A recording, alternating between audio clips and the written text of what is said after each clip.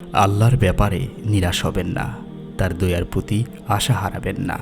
যখন কোনো বান্দার জন্য দুনিয়া সংকীর্ণ হয়ে আসে, বিশেষ করে যখন আপনাকে মানুষ পরিত্যাগ করে, এবং বিশেষ করে এমন কেউ যার উপর আপনি আস্থা রাখতেন, কিন্তু সে আপনাকে নিরাশ করেছে, আপনি আল্লাহর পরে তার উপরই আশা রাখতেন, অথচ সে আপনাকে লাঞ্ছিত করেছে, সে সময় মনে রাখবেন যে আল্লাহ চাচ্ছে আপনি তার শরণাপন্ন হন।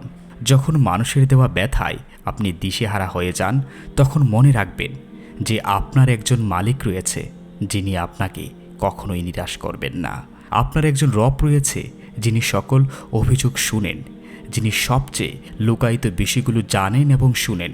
মনে রাখবেন যে আপনার একজন মালিক রয়েছে যিনি আপনার প্রতি নিজের নফসের চেয়েও দয়াবান, যিনি আপনাকে ভালোবাসেন এবং ভালোবাসেন যে আপনি আশ্রয়ের জন্য তার কাছেই ছুটে যান আর তাকেই আপনার দয়াই ডাকেন। এই পৃথিবীর সবচেয়ে সুখী মানুষ হচ্ছে সে যে আল্লাহর দিকে মুখ ফিরায়। এই পৃথিবীর সবচেয়ে সুখী মানুষ হচ্ছে সে যে আল্লাহর কাছে তার হৃদয় সমর্পণ করেন। কে আছে এমন যে আল্লাহর দরজায় দাঁড়িয়ে আছে কিন্তু আল্লাহ তাকে তাড়িয়ে দিয়েছে? তিনি তো সবচেয়ে উদার, মহাদয়ালু, মায়ার সাগর।